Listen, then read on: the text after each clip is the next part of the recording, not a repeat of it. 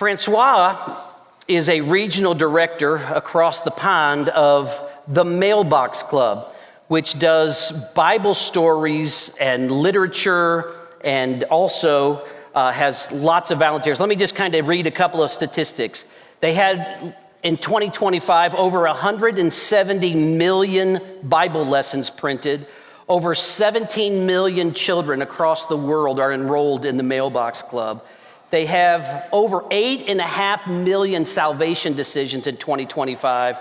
They have over 750,000 volunteers. And this is really the strength of their program right here, is that they have had lots of volunteers who have helped to lead and impact these boys and girls. Daleen, I'm going to hand you that microphone. And I'm going to pick up, just in early March, you all were getting ready to go to Bangkok, Thailand. Correct. And yes, you were prepared to go, and he was going to do some leadership training over there. And you get to Bangkok and kind of fill us in what happens from there. Yeah, well, we arrived in Bangkok, and the next day even, he got up early in the morning, fell on a little step in the bathroom and hurt his back. So we were all concentrating on his back. He sat through the whole conference, doing all his sermons that he had to do.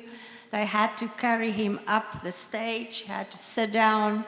Yeah, we was in a wheelchair, but he was just getting weaker and weaker and weaker.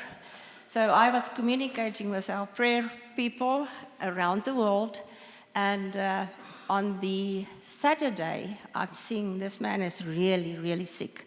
So on Sunday, I made the decision not to fly back on the 23rd to America, but to take him to the hospital on the day of the 22nd.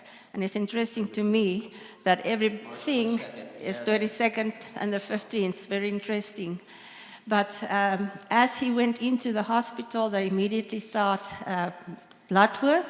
And they discovered that he had a, what's that called? Staph infection. Staph infection. Mm-hmm. And they started treatment. The people, the doctors, was wonderful in Bangkok. They took good care. But God was at work, because all over the world, the people were praying.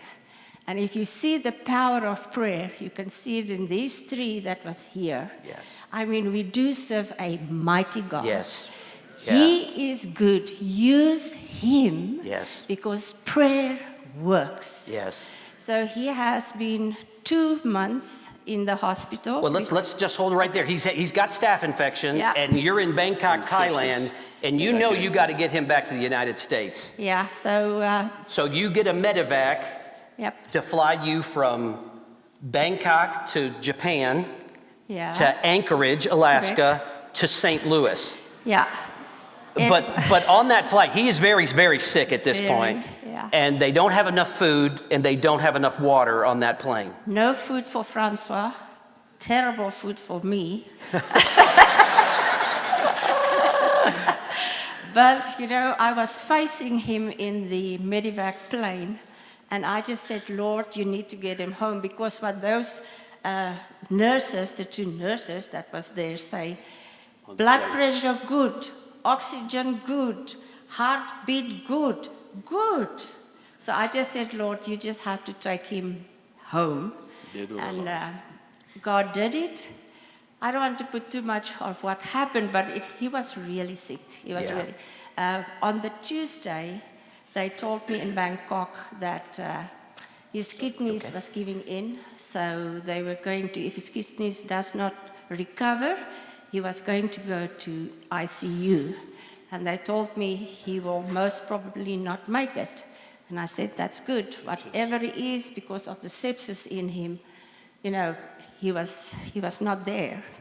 But then he got through that. And I just want to tell you that the prayers was around the world. Somebody said, a young girl said to our daughter in school, because they were all praying, she said, well, Mrs. Van Noort, you know what? He's prayed for 24/7, and that's the truth. He was all over the world, and the prayers that came in from people that we didn't even know. And we know that you guys prayed, so thank you for that. Yeah. And God is just good. Yeah. Give us updates now, Francois. I'll hold your mic for you. Yeah, for basically a month and a half, I have no recollection. I was not comatic, but I was non-responsive. My brain was not functioning. It was befuddled. I could not even say a word. I know Buddy came, and I know He was befuddled, Jerry. I will tell you. So anyway, yeah. Jerry, Buddy, we had some of the deacons that came and visit. So many, our Bible study group, so many people from around the world sent cards and their prayers. I was in Delmar Gardens for just over 2 weeks. I went in as a Hoyer patient. That means somebody that cannot walk, sit, use his hands, eat. And they had to lift me up like a taco in a net and then move me somewhere. And within the first week, we saw God's miraculous answer to your prayers. Yes. Because within the first week, I was able, through the rehab, to start walking slowly with a cane. Not the cane, sorry, with my walker, because of the therapy there. Speech therapy, occupational, and everything else. 2 weeks after that, I was able to be released and go back home. So I've been home 2 weeks now. And they wanted me to upgrade to a cane, which I have right here. And I just want to thank you all. I want to thank you for your answers to God's calling for praying. Yes. Because it's through your prayers. It's through the prayers of literally probably hundreds of thousands of people around the world that interceded on my behalf.